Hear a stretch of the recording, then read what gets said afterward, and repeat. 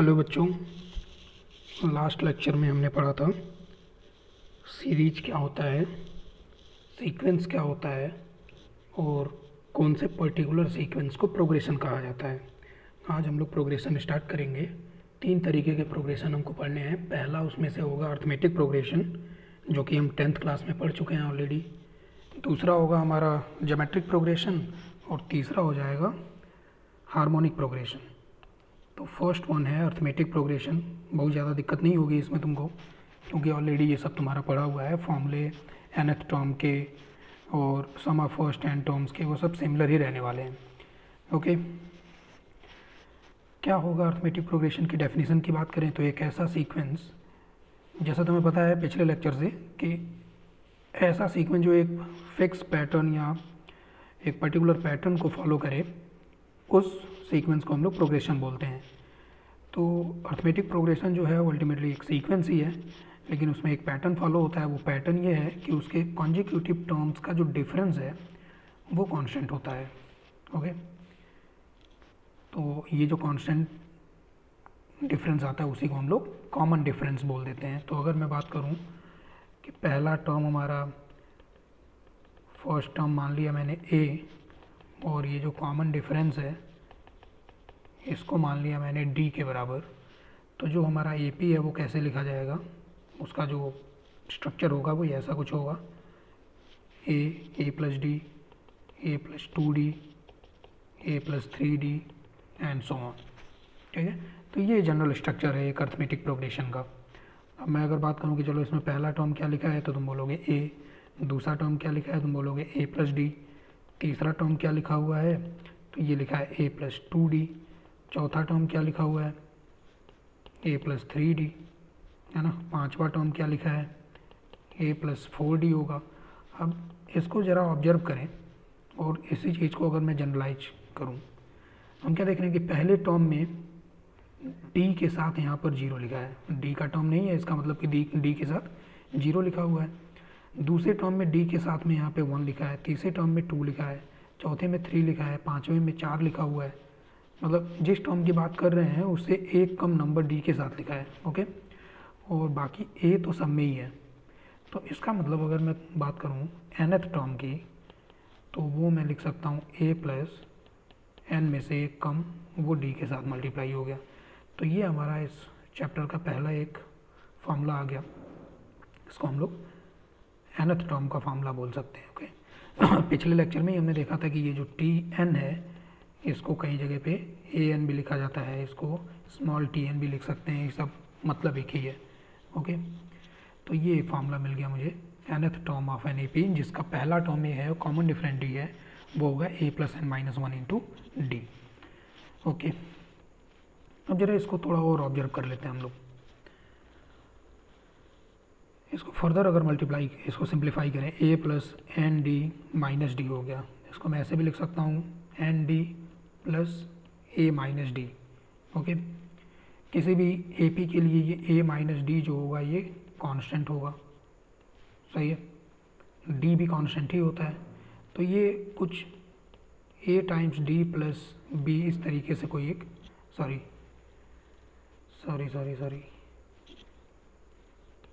कुछ ऐसा कुछ लिखा हुआ है, ये एन टाइम्स ए प्लस बी करके लिखा हुआ है। ये हमारा जो जनरल टर्म है, मतलब इसको मैं एक लीनियर पॉलिनोमियल बोल सकता हूँ। क्या लीनियर पॉलिनोमियल, ये बात समझ में आ रहा है। अर्थमेटिक प्रोग्रेशन, कोई भी अर्थमेटिक प्रोग्रेशन होगा, जब भी हम उसका nth टर्म का फार्मूला लिखेंगे, वो nth टर्म का फार्मूला एक लीनियर पॉलिनोमियल बनेगा। ओके, वो भी पॉलिनोमियल का वेरिएबल कौन सा रहेगा, तो अगर मैं nth टर्म लिख रहा हूँ तो n होगा, अगर मैं rth टर्म लिखूँगा तो r होगा। इस बात को और एग्जांपल से समझ लो। एग्जांपल देखो, जैसे मैंने बोला एक ए पी है मेरे पास, 2, 5, 8, 11 एंड सो ऑन।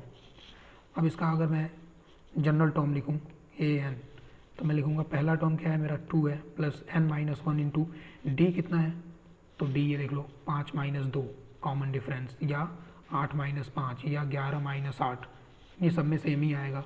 वो कितना है, 3 के बराबर। तो अगर इसको सिंप्लीफाई किया जाए तो 3n, और यहाँ का 2 माइनस 3, ये कितना हो गया, -1। तो ये जो हमारा जनरल टर्म आया 3n-1, अगर मैं पूछूं कि बताओ बेटा ये 3n-1 किस तरीके का पॉलिनॉमियल है, तो हर कोई ये बोलेगा कि सर ये पॉलिनॉमियल तो है, लेकिन कौन सा पॉलिनॉमियल इन 1 डिग्री है। ओके, 1 डिग्री वाला पॉलिनॉमियल है, जिसको हम लोग लीनियर पॉलिनॉमियल भी बोलते हैं। सही है, गुड। एक और इम्पॉर्टेंट बात यह है ध्यान रखने वाली कि जो भी हमारे अर्थमेटिक प्रोग्रेशन का जो भी कॉमन डिफरेंस होता है, n का कोफिशिएंट वही आता है, n के साथ वही मल्टीप्लाई में आता है। जैसे इस क्वेश्चन नंबर 1 में या एग्जाम्पल नंबर 1 में कॉमन डिफरेंस हमारा जो d था वो 3 था, तो देखो ध्यान से, तो ये n के साथ में 3 लिखा हुआ है। ठीक है, अगर ये बात क्लियर है तो थोड़ा बहुत हम लोग डायरेक्टली बिना फार्मूला लगाए भी nth टर्म हम लोग AP का लिख सकते हैं। जैसे अगर मैं बोलूँ, मान लो AP लिखा है -7, -5, -3 एंड सो ऑन। सबसे पहले बता दो इसका पहला टर्म कितना है, -7। कॉमन डिफरेंस कितना है, कॉमन डिफरेंस है -5 माइनस ऑफ -7, तो +7 हो जाएगा। कॉमन डिफरेंस कितना आ गया, 2। सही है, तो अगर मैं इसका जनरल टर्म लिखने जाऊँ तो मुझे पता है कि ये जो कॉमन डिफरेंस है यही n के साथ आएगा, तो सीधा लिख दिया मैंने 2n। ओके, 2n लिखने के बाद में एक और कोई कांस्टेंट आएगा यहाँ पे, वो कांस्टेंट कैसे देख सकते हैं हम लोग, तो उसके लिए बहुत सारे मेथड हैं। चाहे तुम यहाँ से ये वाली चीज़ अगर याद रखें a - d कर दो, तो a - d अगर कर दिया, देखो a - 7 है और d उसमें सब्ट्रैक्ट कर लेना, तो -9 हो जाएगा। तो ये जनरल टर्म हो गया। ठीक, तो अभी तक हमने देखा अर्थमेटिक प्रोग्रेशन का डेफिनेशन और उसका जनरल स्ट्रक्चर कैसा है और उसके nth टर्म का फॉर्मूला। अब आ जाओ कुछ एग्जांपल देख लेते हैं। जैसे पहला एग्जांपल तो यही है कि क्या करना है इसमें,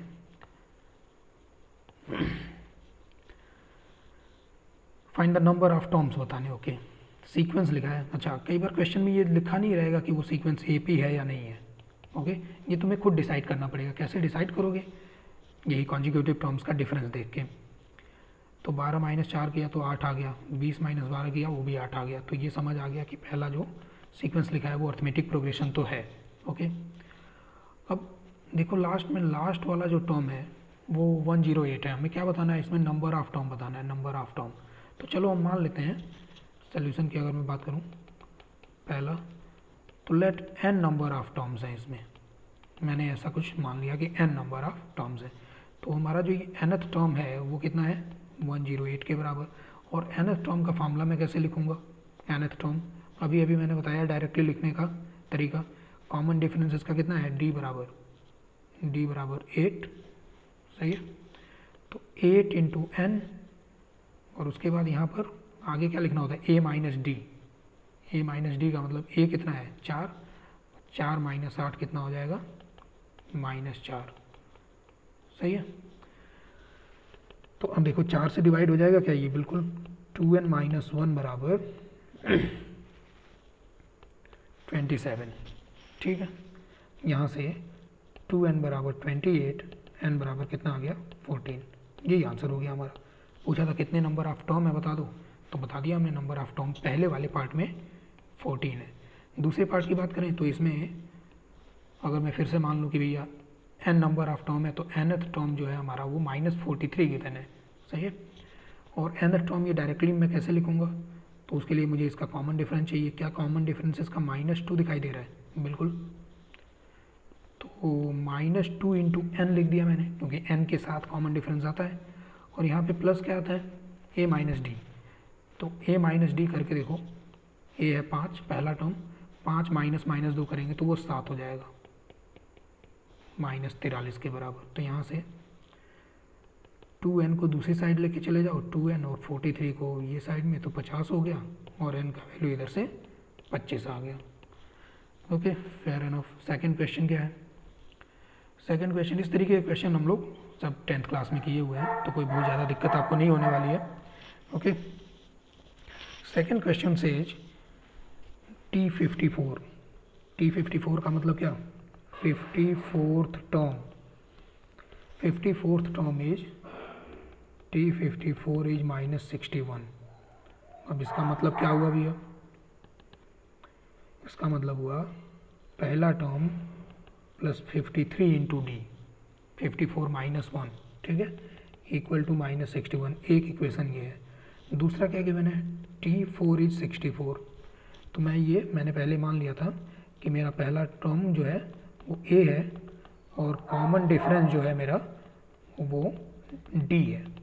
सही है, क्यों? क्योंकि क्वेश्चन में हमसे पूछा गया है 10th टर्म बताओ। तो 10th टर्म हम तब तक नहीं बता पाएंगे जब तक मुझे फर्स्ट टर्म और कॉमन डिफरेंस का नॉलेज नहीं है। तो फर्स्ट टर्म और कॉमन डिफरेंस ये दो वेरिएबल्स है मेरे पास, उसको सॉल्व करने के लिए हमें कम से कम दो इक्वेशन चाहिए। तो वो दो इक्वेशन ये दिए हुए हैं, ये दो कंडीशन दी है। ओके, तो T4 का मतलब हो गया पहला term plus 4 minus 1 into D, that is 3D।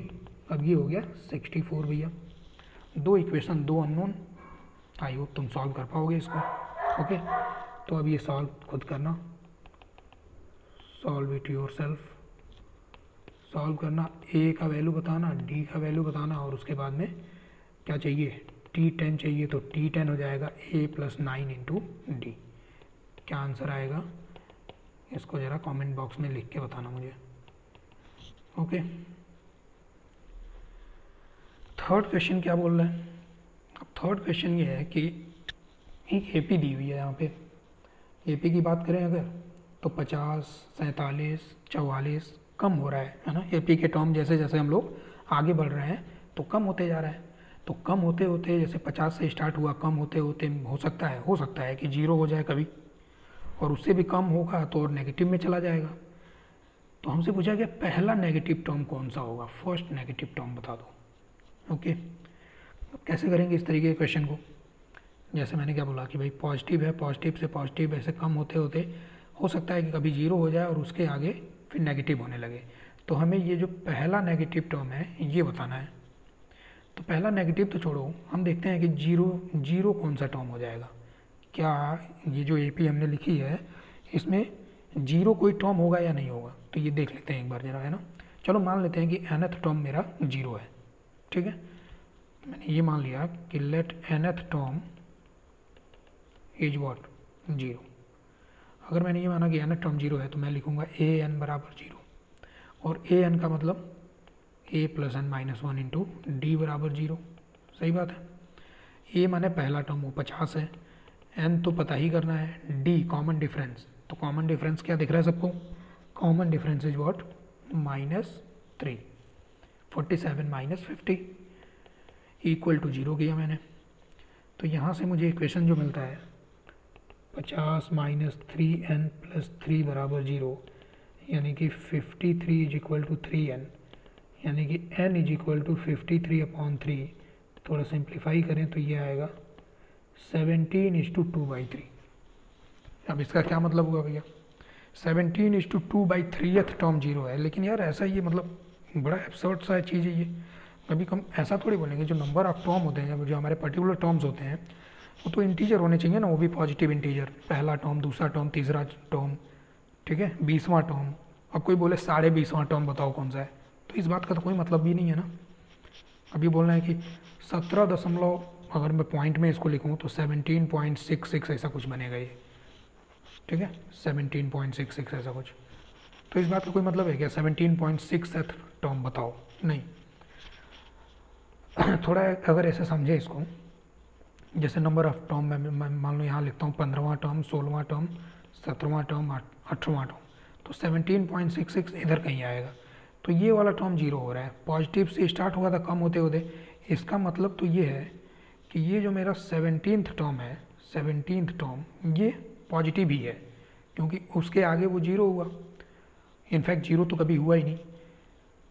और 18वां टर्म फिर वो क्या हो गया, नेगेटिव हो गया। तो यहाँ से आइडिया लग गया मुझे कि 17वां टर्म पॉजिटिव है और 8वां टर्म नेगेटिव है। 18वां अगर नेगेटिव है तो उसके आगे 19वां टर्म, 20वां टर्म सब नेगेटिव होगा। लेकिन हमसे ये पूछा कि तुम पहला नेगेटिव टर्म बताओ, तो answer is first negative term is 18th term. मान लो अगर मुझे ये 18th टर्म लिखना भी है तो 18th term is a plus 17 into d. A हो गया 50, 17 और डी का वैल्यू कितना है डी का वैल्यू है हमारा -3, तो 50 - 51 दैट इज -1, तो जो 8वां टर्म आएगा वो -1 आ जाएगा। Okay good. आ जाओ नेक्स्ट क्वेश्चन क्या है, फोर्थ क्वेश्चन लिखा मैंने यहाँ पे। फोर्थ क्वेश्चन बोल रहा है कि एक सीक्वेंस है, अगेन देखो ध्यान से, सीक्वेंस का नाम नहीं लिखा कहीं क्वेश्चन में, तो ये तो हम खुद डिसाइड कर सकते हैं या नहीं ये सीक्वेंस एपी है या नहीं। एपी होने के लिए ये कॉन्जिक्यूटिव टर्म्स का डिफरेंस है वो क्या आना चाहिए, कांस्टेंट आना चाहिए। तो 73 - 78 हो जाएगा -5, 68 - 73 फिर से हो जाएगा -5। कॉमन डिफरेंस देखो अगर नेगेटिव है तो टर्म्स आगे आगे जैसे बढ़ोगे कम होते रहेगा, डिक्रीजिंग एपी है ये। ओके, इंक्रीजिंग और डिक्रीजिंग और कांस्टेंट, इस 3 तरीके के एपी होते हैं। अगर मैं यहाँ पे लिख दूँ, एक कांस्टेंट एपी भी हो सकता है। कांस्टेंट एपी का मतलब ऐसा एपी जिसमें डी का वैल्यू क्या हो जाए 0, तो अगर डी 0 है तो सारे टर्म जो है वो कांस्टेंट ही रहेंगे। फिर इंक्रीजिंग एपी हो सकता है, इंक्रीजिंग एपी, डी का वैल्यू अगर 0 से बड़ा है तो पहले टर्म में कोई भी पॉजिटिव नंबर जोड़ेंगे तो वो ज़्यादा हो जाएगा, उसमें और एक और बार डी जोड़ेंगे तो और ज़्यादा हो जाएगा, तो ये बढ़ता होगा। और ऐसे ही डिक्रीजिंग एपी हो सकता है, डिक्रीजिंग एपी ऐसा एपी जिसका कॉमन डिफरेंस क्या हो, कॉमन डिफरेंस नेगेटिव हो। तो ये 3 तरीके के एपी होते हैं। इस क्वेश्चन में जो कॉमन डिफरेंस है हमारा वो -5 है और पहला टर्म जो है 78 है, तो ये डिक्रीजिंग एपी है। क्वेश्चन हमसे ये पूछा जा रहा है कि कितने टर्म को जोड़ा जाए, how many terms must be added in order to get maximum sum. बात समझ में आ रहा है, जैसे ये एपी ऐसा कुछ लिखा हुआ है, पॉजिटिव पॉजिटिव, मे बी कि कहीं 0 होगा बीच में और उसके बाद सारे टर्म नेगेटिव हो जाएंगे। तो बोले कि कितने टर्म्स को जोड़ें ताकि जो सम है वो मैक्सिमम आए। तो यार जितने पॉजिटिव टर्म है सब जोड़ लो, मैक्सिमम सम चाहिए। तो उसके आगे जैसे बढ़ोगे, अगर एक पहला तुमने नेगेटिव टर्म भी अगर उसमें उठा लिया तो फिर तो सम जो है वो कम हो जाएगा ना। जैसे मान लो मैंने लिखा 10, 8, 6, 4, 2, 0, -2, -4, ठीक है, सिंपल सा एग्जांपल है। अगर मैं बोलूँ कि ये पहले दोनों टर्म को जोड़ा तो 18 हो गया, पहले 3 को जोड़ते तो वो कितना हो जाता, 24 हो जाता। मैक्सिमम मुझे चाहिए तो जितने पॉजिटिव टर्म है सबको जोड़ लिया मैंने, 6, 4, 10, 20 और 30, ये 30 आया। लेकिन इससे आगे अगर मान लो 0 वाले टर्म को भी जोड़ा तो भी कोई फर्क नहीं पड़ेगा, लेकिन उससे आगे -2 को भी इंक्लूड अगर कर लिया तो फिर तो जो हमारा सम है वो कम हो गया 30 से। तो मैक्सिमम अगर चाहिए तो जितने भी पॉजिटिव टर्म्स लिखे हैं उन सबको मुझे क्या करना पड़ेगा, ऐड करना पड़ेगा। जो पहला 0 टर्म, पहला जो नेगेटिव टर्म होगा उसके पहले, उसके बिफोर वाले सारे टर्म्स को ऐड कर लेना है। तो जो अभी इससे पहले क्वेश्चन मैंने बताया था कि फर्स्ट नेगेटिव टर्म बताओ, मोटा मोटा देखा जाए तो ये भी वही क्वेश्चन है, ठीक है। पहला नेगेटिव टर्म अगर मुझे पता चल गया तो फिर ये एविडेंट है, ऑब्वियस है कि कितने टर्म को जोड़ना पड़ेगा। तो आज देखते हैं। चलो फिर से वही मान लिया कि लेट nth टर्म जो है, nवां टर्म, nवां पद जो है हमारा वो 0 के बराबर है। 0 माने 0, तो an बराबर मैंने 0 लिख दिया। अब यार ये nth टर्म लिखने का डायरेक्ट मेथड मैंने बताया था, -5n plus a minus D कर दो। तो a माइनस डी करोगे तो यहाँ 83 आ जाएगा, देख लो करके, a minus d equal to कितना, 0। तो यहाँ से n का वैल्यू मिलता है 83 अपॉन कितना, 5। थोड़ा सिंप्लीफाई करें तो 16/3/5, 16 दशमलव कुछ आ रहा है। ओके, मतलब ये है कि 15वां टर्म, 16वां टर्म, 17वां टर्म, 16 दशमलव कुछ यहाँ पे आ रहा है मेरा 0। तो 16वां टर्म पॉजिटिव रहा होगा, उसके पहले सारे ही टर्म क्या रहे होंगे, पॉजिटिव। और ये हमारा फर्स्ट नेगेटिव टर्म है, फर्स्ट नेगेटिव टर्म। बात समझ में आ रहा है? ओके तो बस क्या हो गया, आंसर हमसे ये बोला था कि कितने टर्म को जोड़ने की मैक्सिमम सम आ जाए। तो पहले फर्स्ट 16 टर्म्स को जोड़ लो, फर्स्ट 16 टर्म्स को ऐड कर लो। ओके, ये हमारा आंसर हो गया। 5वां क्वेश्चन क्या है अभी, 5वां क्वेश्चन है, अगेन एक सीक्वेंस लिखा हुआ है, फ्रैक्शंस हैं इसमें कुछ, वो भी मिक्स्ड फ्रैक्शन है। बोले सीक्वेंस का न्यूमेरिकली स्मॉलेस्ट टर्म बताओ। न्यूमेरिकली स्मॉलेस्ट एक वर्ड आया यहाँ पर, न्यूमेरिकली द स्मॉलेस्ट। ये न्यूमेरिकली स्मॉलेस्ट का क्या मतलब है? जैसे मान लो मैंने कुछ टर्म लिखे यहाँ पे, सपोज 2 है और मान लो -2 है, -4 है, 1 है,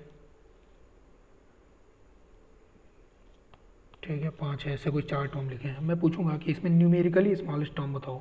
तो न्यूमेरिकली स्मॉलेस्ट, न्यूमेरिकली में हम लोग साइन नहीं देखते हैं, साइन नहीं देखते हैं, साइन माने प्लस माइनस का साइन नहीं देखते हैं, मैग्नीट्यूड देखते हैं कि सबसे मैग्नीट्यूड कम किसका है। तो किसका मैग्नीट्यूड सबसे कम दिख रहा है? 1 का। तुम ये नहीं बोलोगे कि सर 1 तो ऑब्वियसली 1 तो -4 से छोटा है, ठीक है, लेकिन न्यूमेरिकली स्मॉलेस्ट की जब बात होगी तो न्यूमेरिकली 1 -4 से छोटा है। Numerically smallest is 1 not -4। तो पहले तो ये बात समझ आई न्यूमेरिकली स्मॉलेस्ट का क्या मतलब है। ओके, अब सोचा जाए कि न्यूमेरिकली स्मॉलेस्ट कैसे कैलकुलेट करना है। ओके, उससे पहले चलो ये जो AP लिखा हुआ है इसका फर्स्ट टर्म और कॉमन डिफरेंस देख लेते हैं एक बार। अब इसका पहला टर्म जो है वो तो 25 है और कॉमन डिफरेंस 22:3/4 - 25, दैट इज कितना आ जाएगा ये? 88 और 3 91/4 -25, तो -9/4। ये नेगेटिव है कॉमन डिफरेंस। इसका मतलब क्या ये डिक्रीजिंग AP हुआ? AP कम हो रहा है। ओके, कम होते जा रहा है। पॉजिटिव पॉजिटिव में भी कहीं 0 बने या 0 नहीं भी बन सकता है। ऐसा भी हो सकता है कि सीधे पॉजिटिव से पहला नेगेटिव आ जाए तो नेगेटिव उसके आगे नेगेटिव, इस तरीके से। इस तरीके का AP का स्ट्रक्चर है। हमसे बोला गया न्यूमेरिकली स्मॉलेस्ट टर्म बताओ। तो यार जो न्यूमेरिकली स्मॉलेस्ट टर्म होगा ना वो या तो फर्स्ट नेगेटिव टर्म होगा या फिर जो पॉजिटिव में सबसे कम मैग्नीट्यूड का है वो होगा। तो कहीं ना कहीं इसमें भी मुझे फर्स्ट नेगेटिव टर्म ही बताना है। अगर मैं फर्स्ट नेगेटिव टर्म बता दूं तो मुझे न्यूमेरिकली स्मॉलेस्ट वहाँ से मिल जाएगा। तो फिर से चलो आ जाओ देखते हैं। मैंने मान लिया कि चलो AN B 0, मैंने nth टर्म को मैंने 0 मान लिया। तो मैं फिर से वही AN बराबर लिखूँगा A + n - 1 इंटू, या सीधे चलो डायरेक्ट लिखते हैं। AN का वैल्यू मैंने लिख दिया 0 और AN कैसे लिखा जाएगा? जो हमारा कॉमन डिफरेंस होता है उसमें n आ जाता है मल्टीप्लाई में और प्लस यहाँ पर A - D। तो A - D माने 25 -9/4, तो ये 109/4 हो जाएगा। ओके, ठीक है भैया। यहाँ से n का वैल्यू जो मिलता है 4 अपॉन में तो कट गया, 109/9 माने कोई 12 9 108 ना, तो 12 समथिंग आ जाएगा, 12:1/9। फिर से ये भी इंटीजर नहीं है, नॉट इंटीजर। इसका मतलब कि इस AP का कोई भी टर्म 0 नहीं है, ठीक है। कम होते होते होते होते सबसे कम हुआ, एक सबसे कम पॉजिटिव नंबर आया, उसके बाद 0 ना होकर वो सीधे नेगेटिव में पहुंच गया। इसका मतलब ये है। ओके, ऐसे में देखूं जो हमारा मान लो 11वां टर्म, 12वां टर्म, 13वां टर्म, 14वां टर्म, तो 12 समथिंग यहाँ पर 0 आना चाहिए, लेकिन वो तो पॉसिबल है नहीं। तो मतलब 12वां टर्म पॉजिटिव है और जो 13वां टर्म है वो पहला नेगेटिव टर्म है, फर्स्ट नेगेटिव टर्म। सही है। तो जो हमारा न्यूमेरिकली स्मॉलेस्ट टर्म होगा वो या तो 12वां टर्म होगा या तो 13वां टर्म होगा। ओके, तो 12वां और 13वां ये दोनों कैलकुलेट कर लेना है, अपने आप पता चल जाएगा कौन सा उसमें सबसे छोटा है। तो A12 का मतलब A + 11D माने 25 + 11 × -9/4, तो ये हो जाएगा 100 - 99/4 यानी कि 1/4। ये 12वां टर्म है, हमें पता है कि ये पॉजिटिव तो रहना ही था। 13वां टर्म कितना होगा भैया? A + 12D, तो A + 12D हो गया, या फिर 92 टर्म में सीधे कॉमन डिफरेंस ऐड कर लो, तो 1/4 माइनस 9/4 यानी कि -8/4 यानी कि -2, ये नेगेटिव हो गया। अब तुम देख के बताओ भैया इनमें से न्यूमेरिकली स्मॉलेस्ट कौन सा है। अब न्यूमेरिकली मैं सिर्फ पूछता स्मॉलेस्ट कौन सा है, तब आंसर होता -2। मुझे न्यूमेरिकली स्मॉलेस्ट कौन सा है, तो numerically smallest is what 1/4। Numerically smallest is 1/4, तो आंसर है हमारा numerically smallest 1/4। Okay, nth term का टॉपिक कंप्लीट हो गया। अब इसी लेक्चर में हम लोग आज पढ़ लेते हैं sum of first n terms. AP के एन टर्म को जोड़ने का क्या फॉर्मूला है, पहले एन टर्म को। ओके, तो एपी का जनरल स्ट्रक्चर ये लिखा हुआ है, एस एन से डिनोट करते हैं। एस एन रिप्रेजेंट करता है, represents sum of first n terms. सही है, जैसे हम लोग टी एन से nth टर्म को डिनोट करते थे, वैसे एस एन से सम डिनोट होगा। तो एन टर्म्स का सम लिखा हुआ है यहाँ पर, देख लो। ठीक, इसी वाले सीक्वेंस को हम लोग उल्टा करके लिख देते हैं। तो मैं बोलूँगा तुमसे कि 3 4 5 ये कितना होगा, या मैं पूछूँ 5 + 4 + 3 ये कितना होगा, तो दोनों तो एक ही बराबर है ना। अगर मैं बोल रहा हूँ ये एस एन है तो नीचे वाला भी एस एन ही होगा। सही है, तो बस इसको उल्टा करके लिख लिया मैंने। मतलब जो लास्ट वाला टर्म है वो पहले लिख लिया, जो सेकंड लास्ट टर्म है वो दूसरा टर्म लिख लिया इस तरीके से। a + d इधर आ गया, आखिरी में a हो गया। ये दोनों को ऐड कर लेते हैं हम लोग। ठीक है, ऐड किया तो यहाँ 2SN हो गया। अब देखो भैया ये दोनों टर्म को जोड़ेंगे तो 2 बार ये दिख रहा है बिल्कुल, +n - 1 × d, ये दिखा। अब इनको जोड़ के देखो क्या आता है, तो यहाँ पर भी तुम्हें 2 बार a दिख रहा है और प्लस d के साथ में देखो यहाँ n - 2 है और यहाँ 1 है, तो n - 2 + 1 करे तो n - 1 आ गया फिर से। ओके, आखिरी में देखो यहाँ पर भी 2a + n - 1 × d आएगा और सबसे लास्ट वाला भी 2a + n - 1 × d आ जाएगा। हमें तो SN चाहिए ना, तो SN हो गया 1/2 टाइम्स। अच्छा, मैं तुमसे पूछूं 2 + 2 + 2, मान लो ये 10 बार लिखा है 10 टाइम्स, तो क्या आंसर होगा 2 × 10 माने 20। रिपीटेड एडिशन को ही मल्टीप्लिकेशन बोलते हैं। तो अगर ये बात समझ आ रही है तो यहाँ देखो n बार, ये टोटल नंबर ऑफ टर्म्स कितने हैं, n टर्म्स हैं, तो n बार ये वाली टर्म, ये वाली बात n बार लिखी हुई है, तो n बार लिखा है तो n में सीधे उसका मल्टीप्लाई हो गया किसका, 2a + n - 1 × d का। ओके, तो बस यहाँ से फॉर्मूला बन गया n/2 × 2a + n - 1 × d। सही है, तो ये हमारे पास सम का फॉर्मूला आ गया। अच्छा, इसी फॉर्मूले को चाहें तो हम लोग ऐसे भी लिख सकते हैं, ये जो a है इसको स्प्लिट कर दिया जाए 2 जगह, तो a और a अलग कर लें, तो SN बराबर ऐसे भी लिख सकते हैं n/2 a, और बाकी a इसके साथ कंबाइन होकर a + n - 1 × d को हम लोग nth टर्म बोल सकते हैं। तो एक फार्मूला ये भी हो गया। ठीक, तो ये 2 फार्मूले हैं। मेजर फार्मूला तो मेन फार्मूला जो है वो यही वाला है। ओके, एक चीज़ और, फार्मूले में एक ऑब्जर्वेशन है इम्पॉर्टेंट, वो देख लो। अगर तुम ध्यान से देखो, ये जो n है ये मल्टीप्लाई होगा, इस n के साथ भी मल्टीप्लाई होगा, तो कहीं ना कहीं उसमें n² बनेगा। तो मैं ऐसे बोल सकता हूँ कि this is a quadratic polynomial in n में ये क्वाड्रेटिक लिखा हुआ है। जैसे हम लोग बोलते थे कि जो हमारा nth टर्म का फार्मूला था वो लीनियर था, जैसे जो सम ऑफ फर्स्ट n टर्म का फार्मूला है वो क्वाड्रेटिक है। तो मतलब कहीं पर भी क्वाड्रेटिक लिखा हुआ है किसी सम का फार्मूला, तो तुम समझ जाओगे कि वो AP का फार्मूला लिखा है। ओके, एग्जाम्पल देखते हैं भैया कैसे फार्मूले का यूज करेंगे। पहला एग्जाम्पल है 1 2 3 कहाँ तक जोड़ो, n टर्म्स को जोड़ो। देखो सम का फार्मूला अप्लाई करने के लिए मुझे 3 चीज़ चाहिए। पहला टर्म क्या है, कॉमन डिफरेंस क्या है, और कितने टर्म्स को जोड़ना है। तो देख लो यहाँ पर पहला टर्म क्या दिख रहा है 1, कॉमन डिफरेंस क्या दिख रहा है वो भी 1, और नंबर ऑफ टर्म तो यहीं लिखा है वो कितने टर्म को जोड़ना है। तो एस एन बराबर हो जाएगा number of term n by two plus 2 into A plus n minus 1 into common difference 1।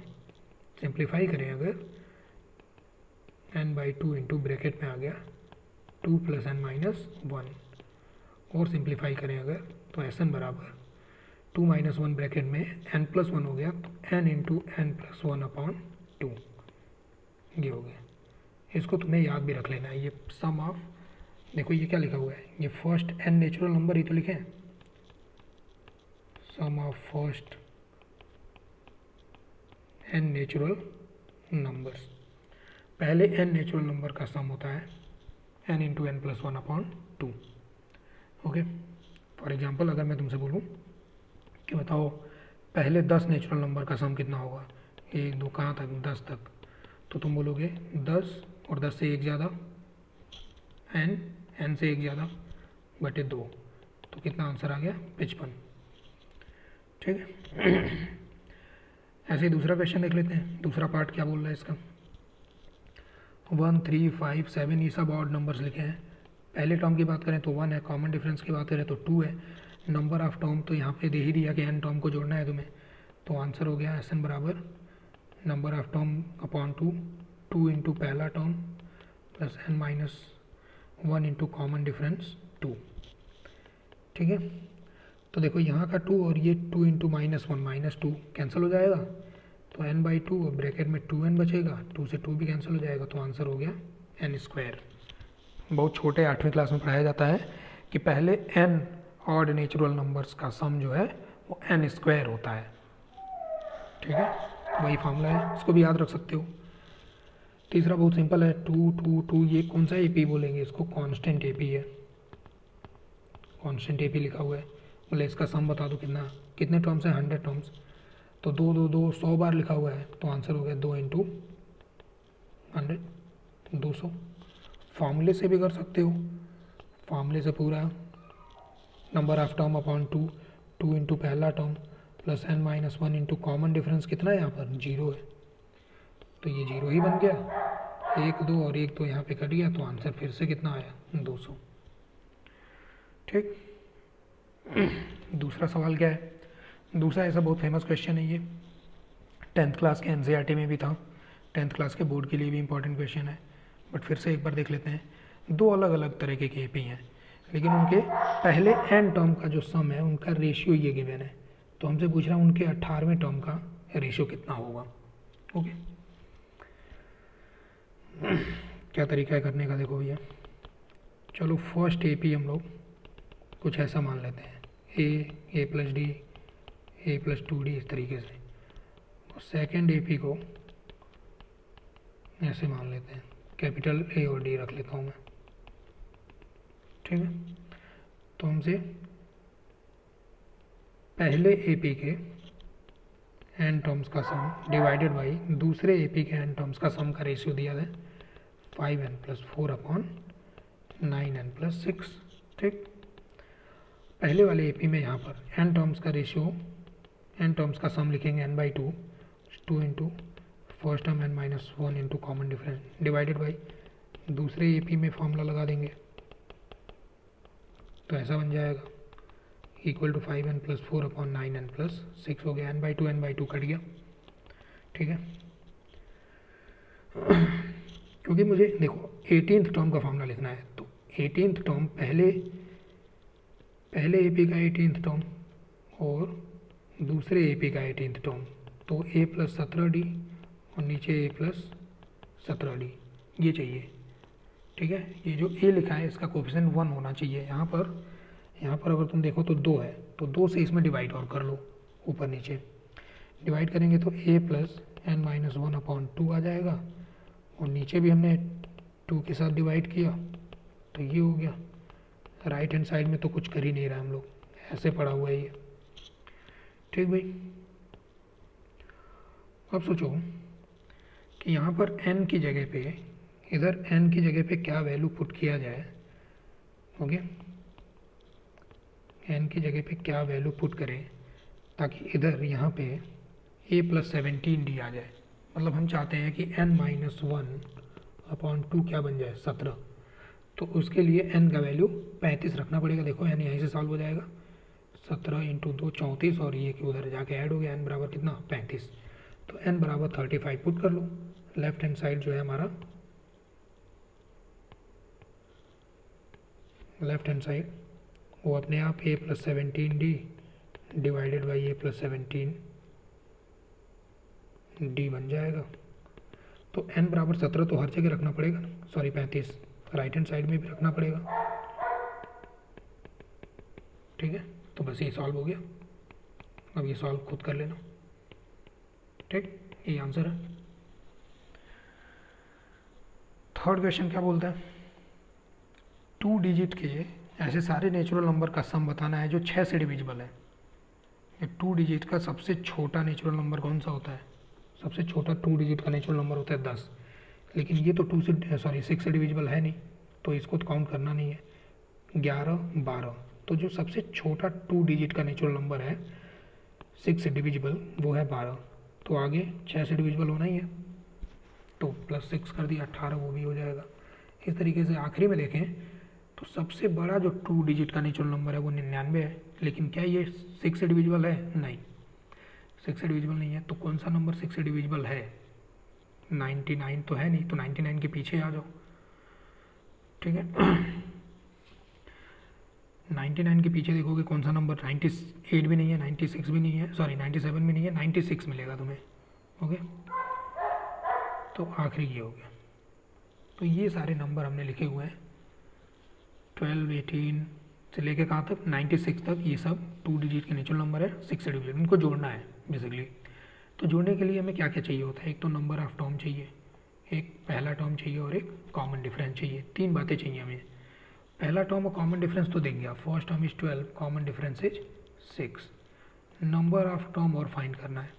तो चलो मान लिया कि लेट नंबर ऑफ टर्म जो है वो कितना है? n है।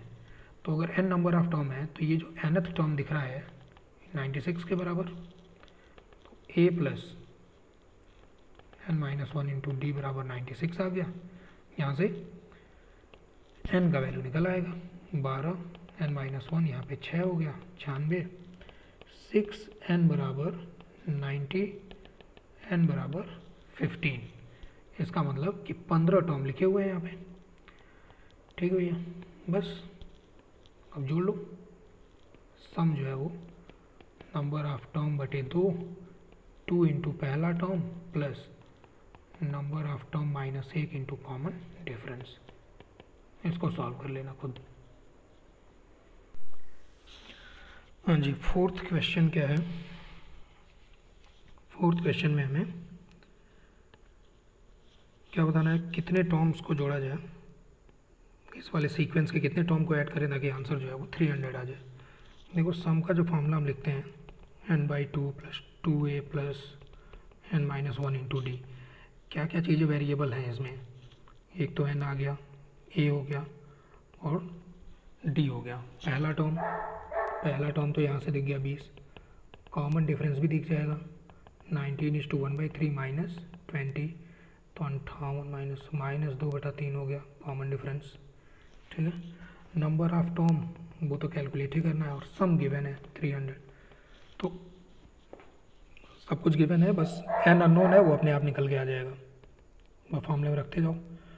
2a हो गया 40, n - 1 इंटू -2/3। ठीक है, ये हो गया 2 को क्रॉस कर दिए इधर 600, n 40 + 2/3 हो जाएगा 122/3 और -2n/3। 3 भी क्रॉस हो जाएगा तो इधर 1800 बराबर 122n - 2n स्क्वायर, क्वाड्रेटिक बन गया 2n स्क्वायर -122n प्लस 1800 बराबर 0। 2 से डिवाइड किया तो ये हो गया। उसको स्प्लिट करना है ताकि प्रोडक्ट जो है वो 900 आ जाए, तो 36 और 25 हो जाएगा। तो 2 फैक्टर बनेंगे इसके, मैं डायरेक्ट लिख दे रहा हूँ। क्या क्या हो जाएगा, n - 36 और n - 25। अब n का वैल्यू 36 आ गया, n का वैल्यू 25 आ गया। अब ये एक इंटरेस्टिंग चीज़ आ गई यहाँ पे, देखो ध्यान से। n जो है वो नंबर ऑफ टर्म बताता है। नंबर ऑफ टर्म हमेशा इंटीजर होना चाहिए, फ्रैक्शन में नहीं होना चाहिए, नेगेटिव नहीं होना चाहिए, पॉजिटिव इंटीजर आने चाहिए। तो कई बार तो ऐसा क्वेश्चन होता है कि उसमें एक ही पॉजिटिव इंटीजर आएगा, वो रख लेंगे, और बाकी जो नेगेटिव या कोई फ्रैक्शन आ जाएगा उसको रिजेक्ट कर देंगे। बट इस पर्टिकुलर क्वेश्चन में दोनों के दोनों इंटीजर आ गए, तो रिजेक्ट तो कोई भी नहीं होगा, मतलब ये दोनों ही आंसर है। 36 भी हो जाएगा, 25 भी हो जाएगा। इसका मतलब ये है कि पहले 25 टर्म को जोड़ो तब भी आंसर 300 है, और पहले 36 टर्म को जोड़ दो तब भी आंसर 300 है। तो ऐसा क्यों हो रहा है भैया? तो इस चीज़ का एक्सप्लेनेशन ये है कि ये डिक्रीजिंग एपी है। कैसा एपी?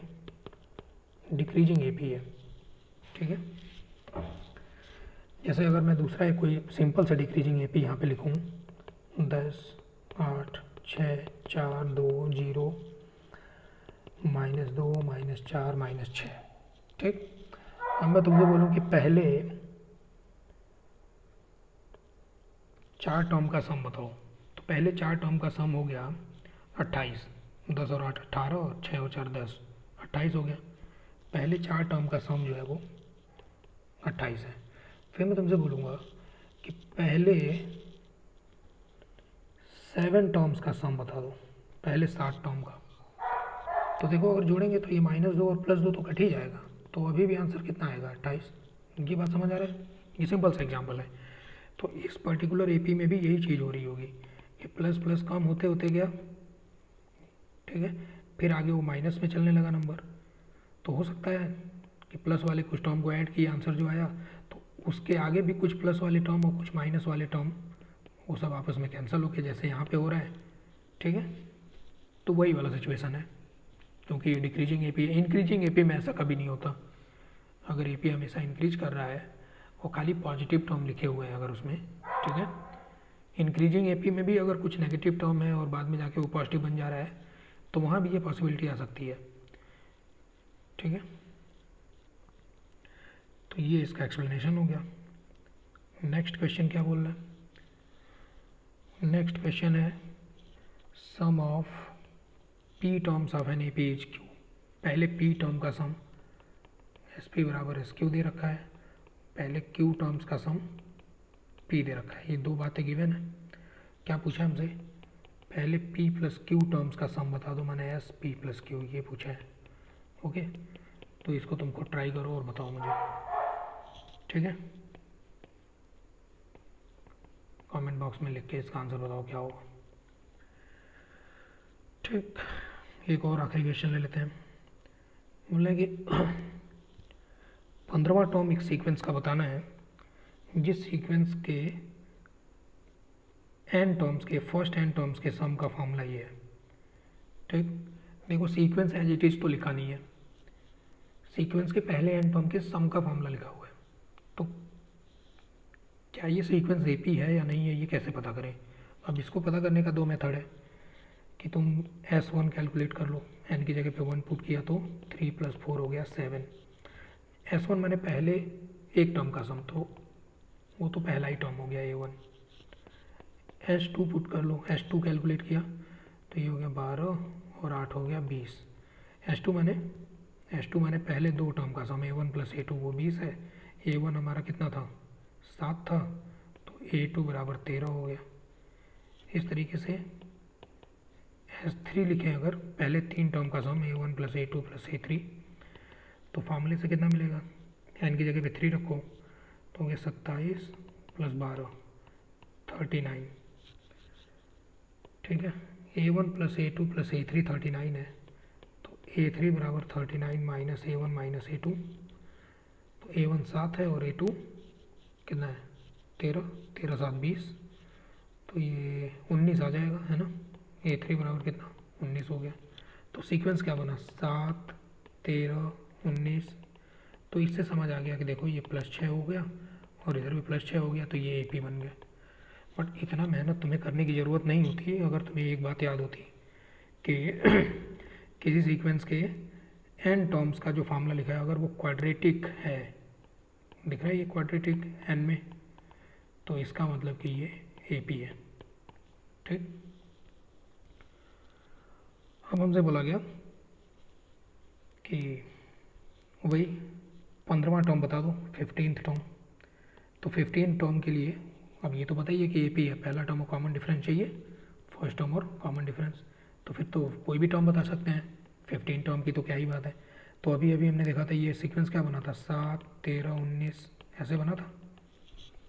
इसका मतलब A हो गया 7 और D हो गया 13 माइनस 7 दैट इज 6। तो 15th टर्म में 15 हो जाएगा A प्लस 14 D, मैंने 7 प्लस 14 इंटू 6, ये हो गया 91 के बराबर, ये आंसर हो गया। अब इसका एक और दूसरा मेथड है, वो एक बहुत अच्छा मेथड है, इम्पॉर्टेंट मेथड है, वो समझ लेना। ये वाला मेथड हम लोग तभी अप्लाई कर पाए, पहला जो मैंने लिखा, जब हमने इसमें ये देख लिया कि AP है, पहला टर्म कॉमन डिफरेंस लिख लिए। ओके, कई बार ऐसा क्वेश्चन होगा जिसमें AP नहीं होगा, फिर भी उसके सम का फॉर्मूला लिखा होगा, ठीक है। तो उसमें कैसे करेंगे, एक ये फॉर्मूला पढ़ा होगा तुमने, Tn बराबर Sn माइनस Sn माइनस 1। अब ये इसका क्या मतलब है, देखो अगर मैं लिखूँ T1 plus T2 plus T3 ऐसे करके, मान लो Tn minus 2 plus Tn minus 1 plus Tn, मान लो ये कोई भी एक सीक्वेंस लिखा हुआ है, एनी सीक्वेंस। देख लो ध्यान से, मैं यहाँ पर कहीं भी AP का नाम नहीं ले रहा हूँ, किसी भी सीक्वेंस के लिए। ये पूरे टर्म को हम लोग बोलेंगे Sn, पहले n टर्म का सम है, ठीक। और यहाँ से यहाँ तक इसको हम लोग बोलेंगे Sn माइनस 1, पहले n माइनस 1 टर्म का सम, ठीक। अब यहीं से देखो, अगर मैं तुमसे पूछूं कि Sn माइनस 1 करो, इस पूरे में से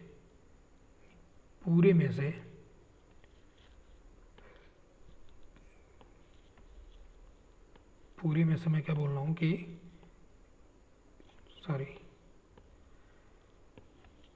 पूरे में से ये यहाँ तक सब्ट्रैक्ट कर लो, ठीक है। तो ऑब्वियस ही बात है कि क्या बचेगा उसमें, Tn बच रहा है। तो ये एक फॉर्मूला आ जाता है, Tn बराबर Sn माइनस 1। ये this is valid for any sequence, कोई भी सीक्वेंस लिखा हो, AP हो चाहे ना हो, GP हो, इसमें जो मर्जी हो, ठीक है। तो अगर यहाँ से मैं करूँ, यहाँ पे Sn का वैल्यू दिया था 3n स्क्वायर प्लस 4n, मुझे Sn माइनस 1 चाहिए, तो n की जगह पे n माइनस 1 पुट कर लेना है, ठीक। n माइनस 1, थोड़ा इसको सिंप्लीफाई कर लेना है, n square minus 2n plus 1, और यहाँ माइनस 4n प्लस 4 हो गया, तो 3n स्क्वायर माइनस 10n, 3 और 4 हो गया 7, ये Sn माइनस 1 हो गया। तो अगर मैं बोलूँ Tn लिखूँ, तो Tn हो गया Sn माइनस 1, यानी कि 3n square plus 4n minus 3n square minus 10n plus 7, तो ये घट गया ऐसे, 10 और 4 हो गया 14n माइनस 7, ये हो गया हमारा nth टर्म आया Tn मैंने क्या होता है, nth टर्म आ गया, बस nth टर्म आ गया। तो अब 15वां टर्म चाहिए, तो मैं n की जगह पे 15 डाल दो, T 15 हो जाएगा 14 इंटू 15 माइनस 7, ठीक। कैलकुलेशन एक बार देख लेना, Sn हमारा कितना था, 3n स्क्वायर प्लस 4n था, 3n स्क्वायर प्लस 4n, ठीक। n की जगह पे n माइनस 1 रखा, n square minus 2n plus 1 minus 4n plus 4, 3n square minus 6n minus 10 हो गया, प्लस 3 प्लस 4 7 हो गया, ठीक है। तो 3n स्क्वायर कैंसिल हो गया, ओके। 14 इंटू 15 कितना हो जाएगा, 14 इंटू 15 हो गया हमारा 150 और 60, 210 माइनस 7, आंसर 203 आ रहा है। पहले क्या आंसर आया था,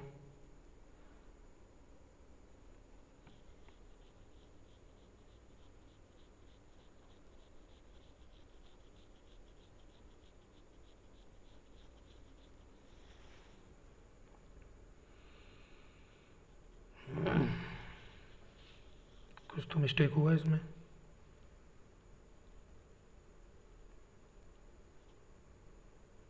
ये चेक करना पड़ेगा।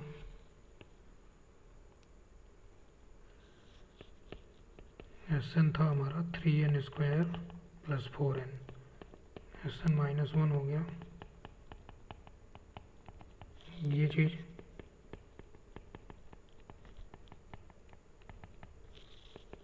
ठीक, ये एक छोटा सा मिस्टेक हो गया यहाँ पे, सिली एरर, कैलकुलेशन मिस्टेक। क्या था, ये गलती से मैंने माइनस कर दिया यहाँ पे, तो ये +4n -4 है। ठीक, तो फिर यहाँ भी मिस्टेक हो गया, 3n² -6 + 4 हो गया -2 और -1 है ना,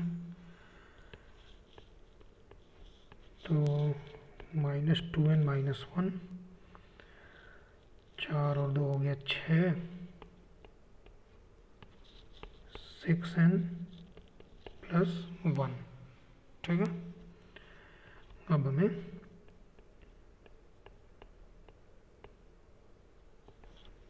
हमें चाहिए था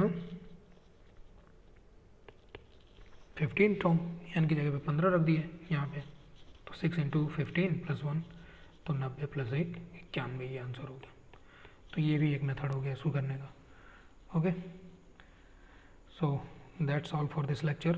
नेक्स्ट लेक्चर में we will study about properties of arithmetic progression, arithmetic progression की प्रॉपर्टीज, और उसके बेसिस पर और भी क्वेश्चन करेंगे, और तब जाके हम लोग पढ़ेंगे अर्थमेटिक मीन। ओके, तो अर्थमेटिक प्रोग्रेशन का टॉपिक अभी कंप्लीट नहीं हुआ, बट ये वीडियो काफ़ी लंबा हो गया, तो इसको यहीं ख़त्म करते हैं। ओके, वीडियो लाइक कर लेना, सब्सक्राइब कर लेना, और कोई भी ट्रबल या कोई भी डाउट हो, परेशानी हो, तो कमेंट में लिख के बताना मुझे। Okay, thank you.